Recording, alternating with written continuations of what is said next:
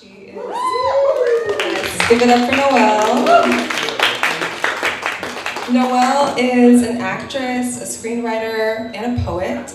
She is originally from the snowy mountains of Telluride, Colorado, and she has been expressing herself through storytelling since the age of 7. This afternoon, she'll be sharing excerpts from her debut poetry collection, Notes from the In-Between. So everybody give Noelle a warm welcome to the stage.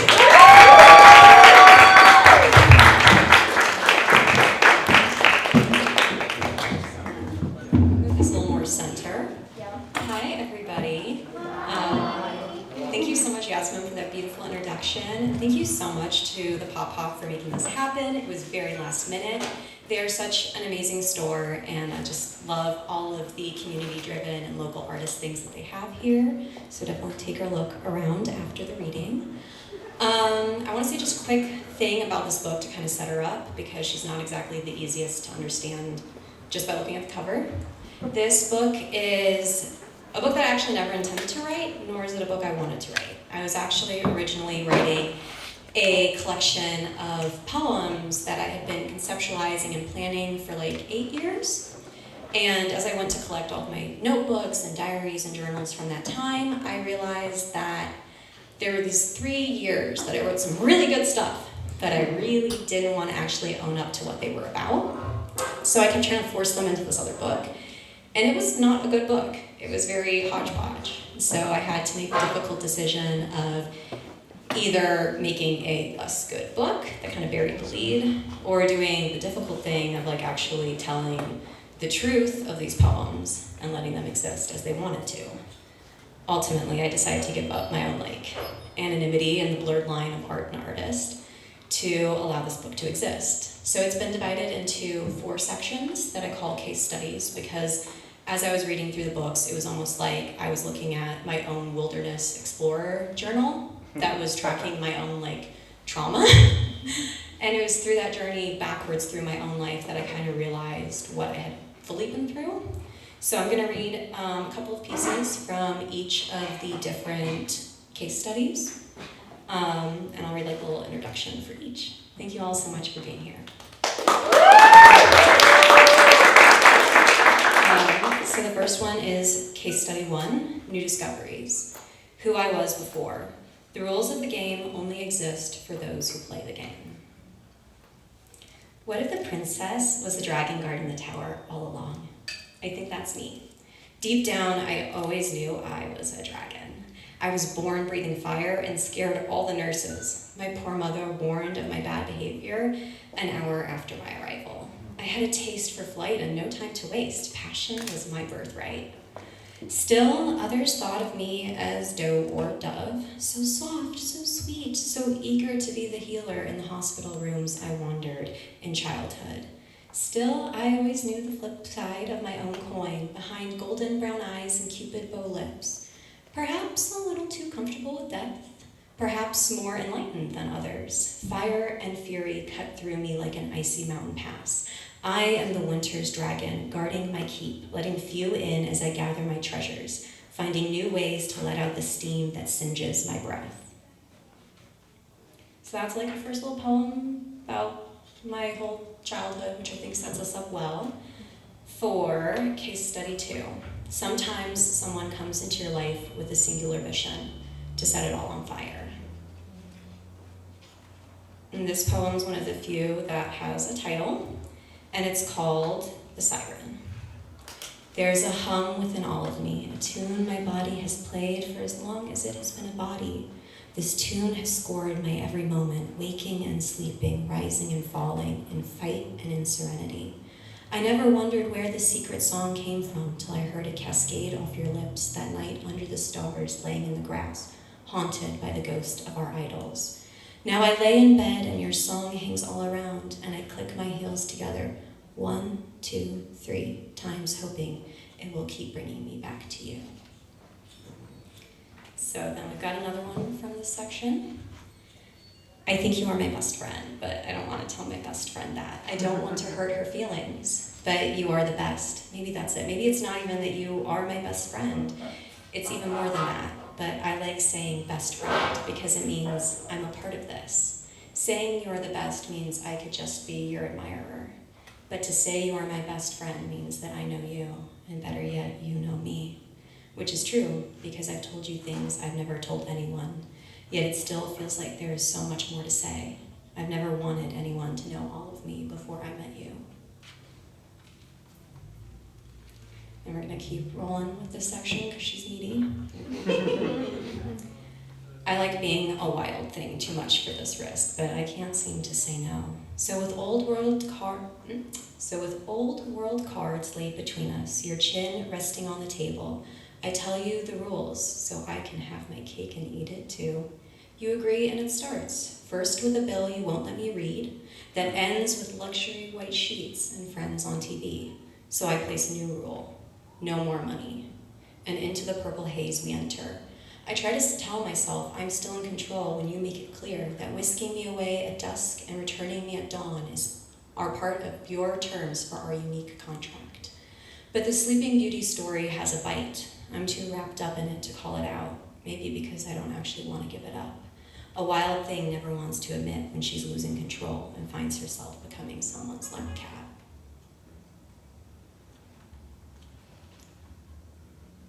Gotta turn my own pages.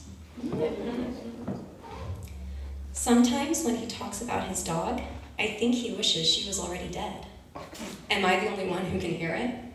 The way he blames his neglectful ways on a puppy who dared to live to 8. Maybe that's why I loved her so much when he wasn't around. We were 2 strays he brought home because he thought he should. 2 sets of brown eyes he thought would make him the man he wanted to be.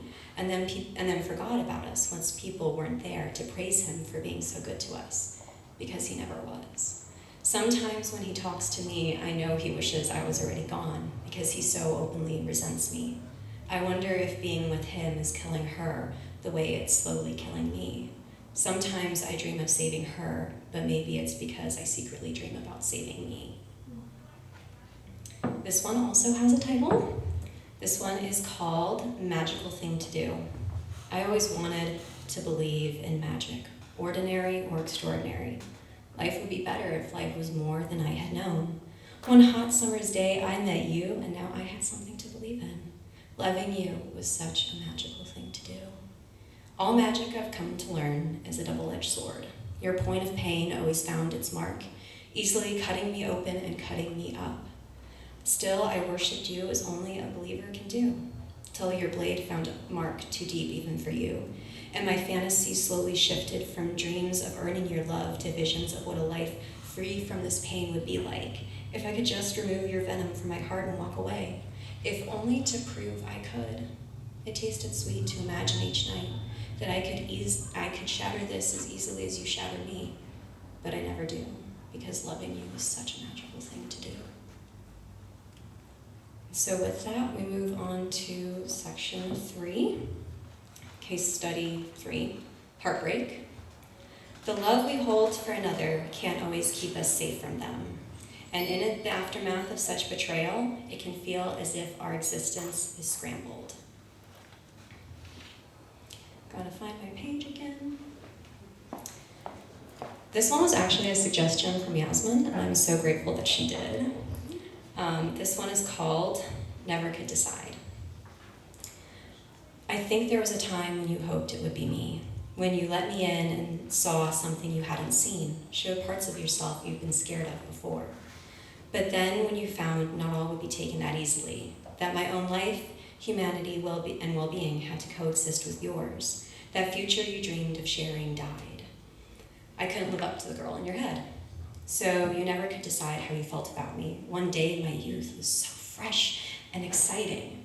The next, I was too young and always needed to learn from you. Sometimes you liked how I spent my time, but most days you decided my calendar was never full enough. The things I did, never meaningful enough. You didn't like me when I went out in public. I was always too shy, but also too chatty. I was bright and got attention, but never the right kind, because I wasn't a flirt. You hated that I had feelings outside of you, but got mad that I was prone to shutting down and shutting you out, because I was never your only puppet. The sex was good, but you made sure to let me know you had better. And also remind me, it was only good because you made it good, not me. My beauty was good enough for you. If you weren't mad, then I was ugly like your one ex. But your friends didn't find me hot enough to want to fuck behind your back, so that was also my problem. Yeah, I still don't get this one. I was too old for my dreams, but too young to be the mother to your children. And both were deep points of frustration for you and your long-term plans. I love that one. And then this one also has a title, and this one's called They Won't Tell Us. They tell us only the weak get abused. They create an air of shame to keep us silent. They tell us only girls with daddy problems get raped, so we won't tell our families the truth. They tell us only those of us who do not love ourselves stay when he grows sour, so we doubt ourselves and never share the stories. When truthfully we could all be abused, strong, confident, loving, and amusing, can get sucked into a slow, dark game played by a man who's already won it 6 times over. Sometimes his game goes like this. He plays his little violin, exploiting his kindness first. Then he isolates and sharpens his attacks till your head spins, and you can't tell his lies from your truths. And somehow you're always the bad guy who needs to make amends for not accepting his cruelty. And don't forget the monster in the room is always you for not knowing that he didn't mean to do that. It's just his trauma. You remind him of his mama. Maybe if you'd stop doing that, maybe he wouldn't hate you the same way he hurts her. Maybe he wouldn't hurt you the same way he hurts her. And when you react and cut through the bullshit, then it's your trauma overreacting. He claims he didn't do it till your bags are packed and you're headed for the stairs. And now he begs you to stay through tears and stories upon X who did him wrong. Now he begs that you... Now he claims you understand, that he understands the hurt you feel better than anyone, sharpens the words, I love you, till it feels like glass under your feet as you try to flee. So you stay, because you don't know how to leave. He'll wait a few days and say, the problem is your friends. So you'll try faking amends, because this life is a tornado and you're just along for the ride. Can't even recall what a good night's sleep feels like. So maybe if you play by the rules, he'll let you dream in peace again, just like you did in the beginning. You see, I was strong. I loved my life, my friends, my body, my family, my hobbies, my pets, my past relationships. I loved damn near every part of being me. I thought I had done all a woman could do to stay safe.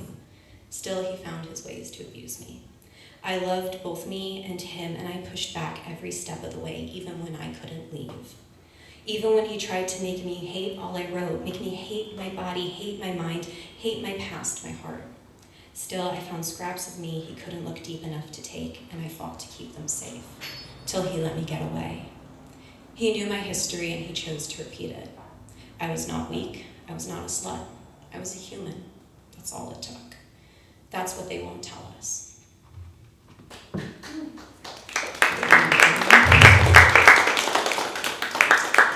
So after that, a whole lot of other shit and unpacking it, I came to the beautiful point of healing and regrowth and feeling like I was no longer going through the process of grieving myself and this life and able to kind of allow the truth of love and cruelty to exist within my body and memories.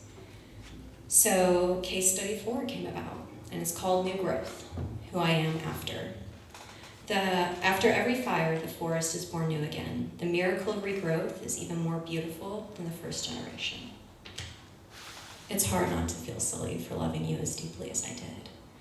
I work hard not to carry shame for all that took place. It's not an easy process, and it's taken me almost a year to be able to gain some semblance of mental clarity again.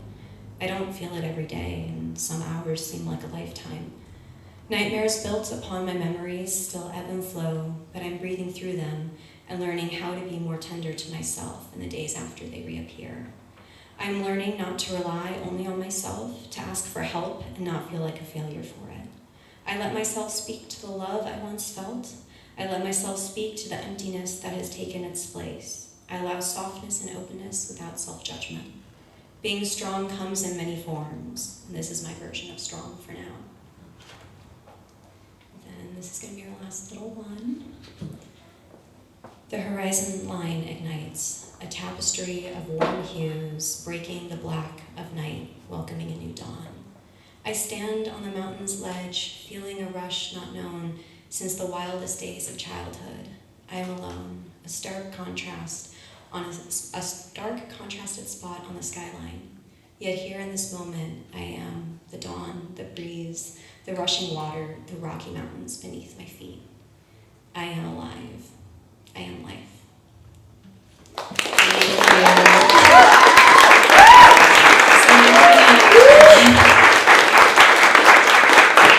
I love public trauma. I think when somebody tells you enough times you're allergic to vulnerability, you do something crazy like this. But with that, we're going to jump into the Q&A, so stay seated for just a second while we get the stools up and get ready. Thank you! Thank you all so much for being here, by the way.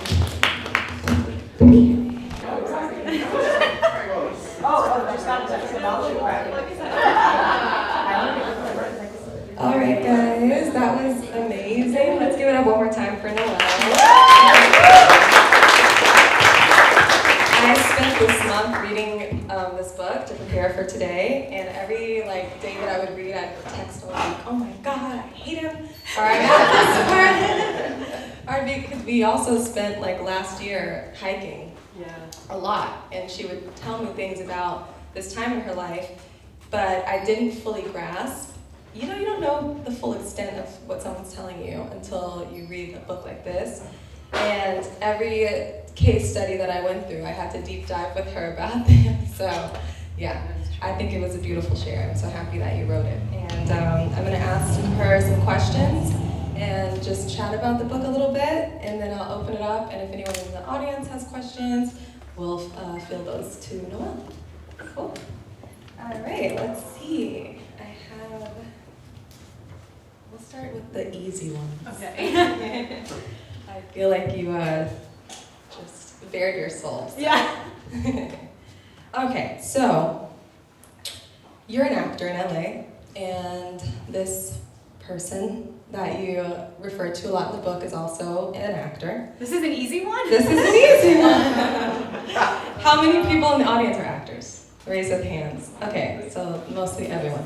So how many actors in the audience are dating an actor? No. Noelle, this is the question. What is your current take on actors dating actors? Well, I think when they're genuinely good people, it's not a problem, right?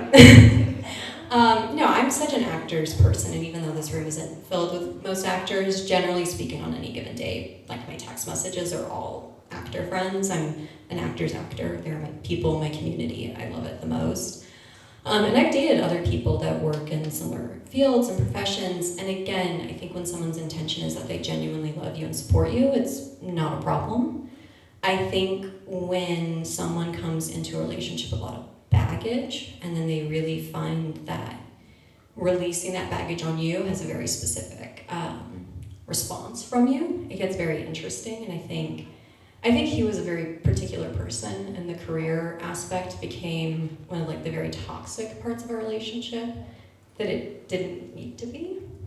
So I think general rule is just like anything else. I'm dating anybody else. I've dated tech bros that were okay, you were trying to manic pixie dream girl me, bye-bye. So I think it's just know who you're dating, and then it's not a problem. Okay, you heard it here first. All right, let's see. Well, since we're on the topic of dating, these are the light questions, guys, okay? So, where are you at currently after this huge experience and your sharing of this book?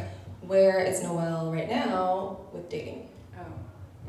Good question. I think the main thing is it's this experience forces you to change a lot very rapidly about all of your relationships, but especially dating. I think the biggest impact that this had on me was one of the big points of issue in the relationship was I kind of had this mentality going into it that I was indestructible. So it was kind of this idea, not physically, I always knew I wasn't physically indestructible, but emotionally I was I don't care enough to feel it.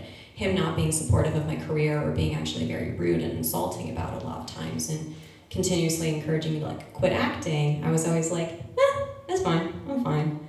So now with dating and relationships, relationships, I'm kind of like, no, even if I was emotionally indestructible, I don't want to be around people who treat me like I am.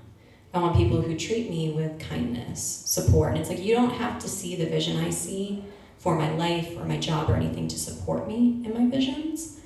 So dating has gotten a lot healthier and a lot more focused on people that genuinely like me, and people who I think are better at navigating their own stuff alongside me. And I think it's just like, I'm a lot wiser. All right, I want to get into your writing process. You've been writing since childhood, so it's like a familiar art form for you. What impact did writing the book have on your process of healing from the trauma?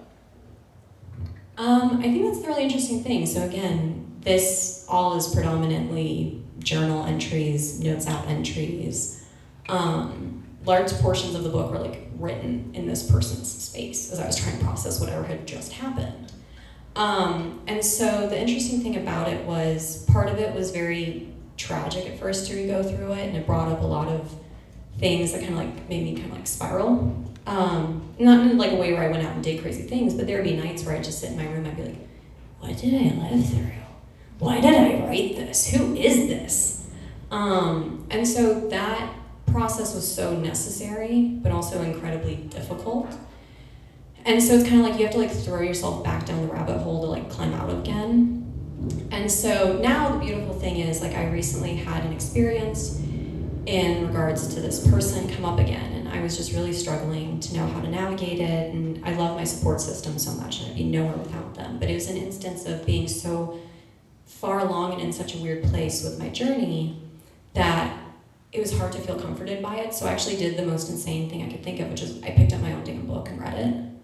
Because I was like, oh, the only person who knows how to comfort me when I'm still emotionally feeling the fallout of this person is me. So I think that was the most unexpected, kind of beautiful thing to arise, was like past me has current me's back, and I didn't expect that. That's advanced. Okay, let's see. So how did you organize the work for this book? How long of a span of time were you writing all of these works, especially Case Study 1 and Case Study 4, since they kind of didn't well, Case Study 4 for sure is related to the relationship, but Case Study 1 is more so family-oriented. Yeah, how did you organize it? So it's me, it's not organized. It's complete chaos. And also, which I forgot to mention in the beginning, a big focal point of the book, and like when you read it in its entirety, is it really deconstructs and unpacks life with CPTSD, which is what developed really heavily after this relationship. And that's kind of like where the term the in-between came from, was I didn't actually know what I was experiencing was symptoms of that. And so I just kept writing in these notebooks and in my diaries, I feel like I'm in between this other thing. So none of it is very linear because I was bouncing mentally all over the place. The original poems in the beginning of the book, some of them go as far back as about like 2015, 2016, as best I can judge from the notebook. The most recent ones, honestly, there's a couple at the very end of the book that were written as recently as like December 2023. So they're very recent towards the end of the book, which was one of the things I considered like holding the book back and waiting till like more time had passed. But I also feel like that kind of gives a false idea of like being curable and being like super healed, because it's not true. There's beautiful books like Not That Bad, Dispatches of Rape Culture by Roxane Gay, and a bunch of other essayists that kind of show that you can be 30 years along in this journey and still feel like you're days after the worst parts of the experience. So yeah, it's a very interesting journey and not organized, and it took a lot to even get it to like some semblance of an arc. Totally. Thank you. Your family's here today, and they are super supportive. Shout out to Noelle's family. So how do you feel this relationship impacted your other relationships, family, friends, your support system? That's one of the harder things in it, and there's like one or two poems in the book that kind of reference it, and a lot that were taken out. I actually lost a lot of people because of this relationship. either because of actions from him being very disruptive towards mutuals that we shared, to having people that were really close to me quite literally break down on the phone and say, I can't do this anymore. I can't watch this and you can tell me you're being treated well, but I look at your face and I know you're not. I had multiple interventions with people begging me, saying, if someone loves you, why the fuck do you show up every day and you look like you just came back from like a bomb? Like, you don't look like a normal person anymore. You don't look like you. And looking back at photos now, I can see it. I can see photos of me standing next to him. I'm like, oh, I'm very vacant.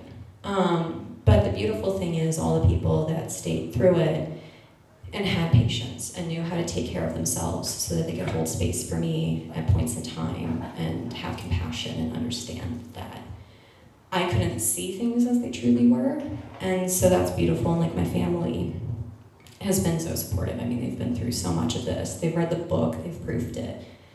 They've talked me through so many meltdowns. And like, honestly, one of the most beautiful things has been my sister. It's one of my favorite traits of her because it's so sweet. She'll look at me anytime I'm crying about anything now. And she'll be like, I know you don't want to be touched. I know the last thing you want is someone to touch you. But if you wanted a hug, I would hug you. And so I think that's just kind of like proof of how beautiful my support system is. And also, real quick, I know this one's going long, but there are a couple of people in this room today who deserve a special shout out. They are people that I called during 48 of the worst hours of my life. And they stopped me from bullying and blaming and shaming myself for something truly awful that happened. And this book would not be possible, me functioning at any level would not be possible had they not talked me through that and reminded me that nothing I did deserve that level of cruelty. So thank you so much.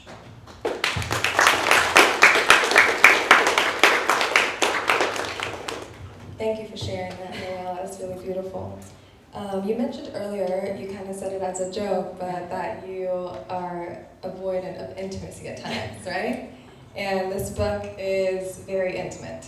So what has that been like, being so transparent with your readers? I think it's really beautiful in a really unique way. So I think when I think back to who like my true self was, I think, as a child, you share the deepest parts of yourself through play with other kids. Like, that's when you're willing to kind of like, through Barbies, be like, so I'm thinking about these things. And so this book kind of was a return to that in a weird way of like sharing myself with the people closest to me through a way and space that is truest to me and felt most natural. And it is very different. I've always loved being an actor because I can hide who I am between the collaboration and all these other people. I love screenwriting because I can hide my points of view between multiple characters and really blur art and artist and keep a lot of anonymity. This book's not that, and it's been a really interesting experience actually putting it out there and having people read it and know so much about me. But currently, so far, it's all been very supportive, and I'm actually really enjoying this form of sharing myself. So that's good, because it really sucked if I hated it. All right, you talk a lot about trauma in the book. There is sexual assault mentioned, emotional abuse, lots of different heavy topics. So what would you say to young men or women reading this book and maybe having experienced similar things? What do you want them to take from it? Yeah, I really wanted this book to be less about the statistics and less about the numbers, because I think, honestly, when we have a lot of those conversations, we focus really heavily on how survivors could have prevented this, and that's really not how we should be talking about these. We should be talking about how can individuals not do these things. And so I wanted a book that kind of de-centered that and really focused on the story of someone who actually had a lot of confidence, had a lot of love, had a very full life, and that's what so much of that first section is really about, is setting up this idea of who is this person, how did she view and think about herself. And I think that that's something that I really hope survivors find comfort in, because when we watch movies, we watch these things. It's always just focused on either how this thing that happened to us drove someone else's story forward, or how we have no life after because of the violence. And it's true, your life is altered, your quality of life is altered, but you can still be a person. So I wanted this to focus on kind of the emotional journey, and I hope that they take away this feeling of, in their own home, in their own safety, at their own time, so stopping and starting, they can be seen and understood at the emotional value and level. Thank you. That's amazing. Okay, this will be the last question, and then you guys can ask some questions. What would you say, you talked about your support system and those phone calls and people being there for you during these really challenging times. What do you want people to know that are the mom or the new partner or the sister or brother of someone going through what you experienced? There's a lot. First and foremost, it would be really nice if people didn't approach immediately with skepticism. Instead said, okay, clearly this is something that's hard to talk about, let me hear you out. I had one instance prior to this relationship of someone intimidating and scaring me and a friend using it to like push me out of a friend group, and was very rude about that. That was very jarring and very much the opposite of how these conversations should go. And then the other thing I would say is patience. It's so hard to understand exactly what these symptoms and these experiences post feel like, but again, to reference Not That Bad by Roxanne Gay's, there's a section in the book, and there's just this one line, and it hit me like a ton of bricks. It was from a conversation between two survivors. And one woman said to the other, I sit down and I just lose time. And so it's little things like that. Like, we are trying to function so hard. We are trying to go back to that version of us or meet everyone else where they're at. And sometimes we can do it very well when we have good days. Other days we don't. It's not personal to you. And to specifically new partners, that's kind of the biggest thing is like, hey, if we look at you and we're like, I cannot do this thing, especially with physical intimacy, or it will ruin the night for me because of this other experience. It ain't about you. It's not about a lack of love or interest or any of those things. It's just, that's not something I can do and still feel like me. And so with that, one final thing that unfortunately a lot of survivors and I have kind of discussed is afterwards, support systems have a really hard time knowing what to do. And it's really hard. There's so many different variables that happen, and the spiral can be so up and down. But I think some people have a deep need to kind of like force certain life paths or decisions. Like, if you do this, you'll be okay. If you do this, you'll be okay. And one that happens a lot with partners in new relationships is therapy, and therapy is great, but it needs to be that individual's decision. You can't force them to go and say, when you go there, you're gonna resolve this issue. You go there, and suddenly we'll be able to do this in bed. Therapy's not a cure-all, it's a long-term process, and it needs to be each individual's decision to get there. Support them doing it, help people find it, but don't do it because you hope to gain a new partner from it. Well said. So I want to open it up to you guys. Is anyone in the audience curious about anything related to the book? Do you have any questions? In the back, in the red. Yeah, how did the writing of the book affect your acting journey? That's a really good question. I think, honestly, it opened a lot up for me. I think having to be that honest with yourself allows you to bring a lot more to a character. And this is going to sound really bizarre because it's such a horrible experience. Before this book, I struggled, I think, a lot with accepting the full breadth of who I could be. And a lot of things. After this book, I got better at comedy because I think I stopped giving a fuck about looking stupid or silly. Because it's like you go through something terrible, and it's a fast way, not a recommended way, a fast way to teach you to stop giving a fuck what other people think of you, because you lose a sense of what matters and the bullshit doesn't matter anymore. So I think it was very freeing and liberating, and allowed me to feel comfortable being vulnerable with characters and scenes, be them serious or light, humorous or dramatic, that I hadn't before. Thank you so much for that question. Great question. Anybody else have any questions in the audience? Yes? What made you want to write a book of poems rather than, prose or a short film? Like, what felt special about the medium to you? I think the thing that felt special about it was just something I instinctually did. I think it's been a form of processing, because poetry was the one place I never tried to force a character. Anytime I ever tried to write prose, it would always be through a character, which always came from my idea of I didn't like memoirs, because I always feel like the writers like to lie in memoirs. Poetry always felt very honest. So I always just did it as a way when I was a teenager, because I was constantly told in acting class and all these things, you need to have a part of your creative journey that's not for profit. And so I had written all of this, and I was like, well, the poetry's the truth, it's the journal. I could put it in prose, but that's not gonna make it any more honest or raw than what's already here. So I guess, fuck it, I'm gonna do this. Any last questions? Hi. Hi.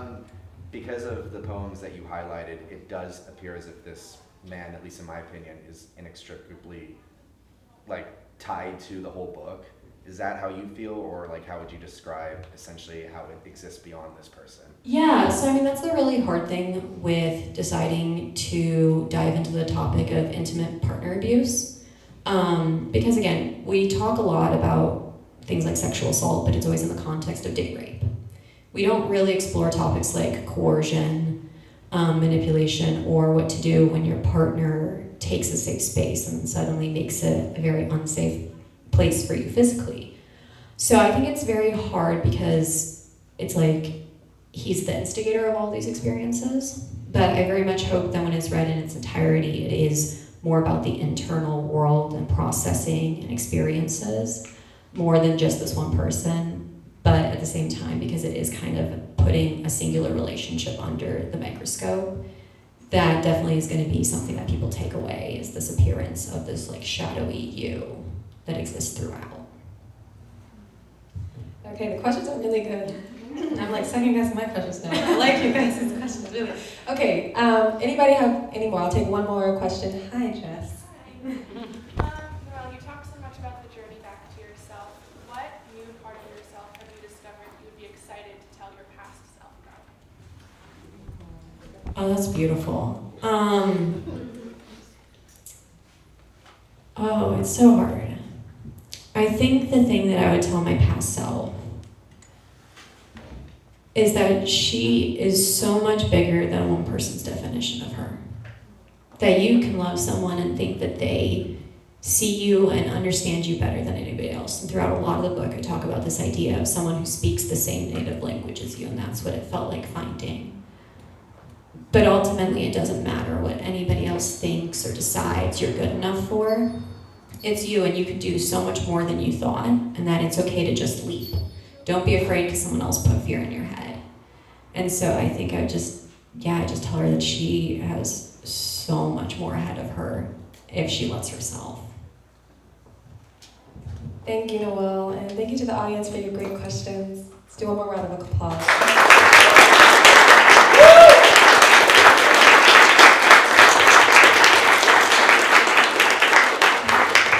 So now we're going to do the portion where she signs some books. Where do you want them to go? I'd probably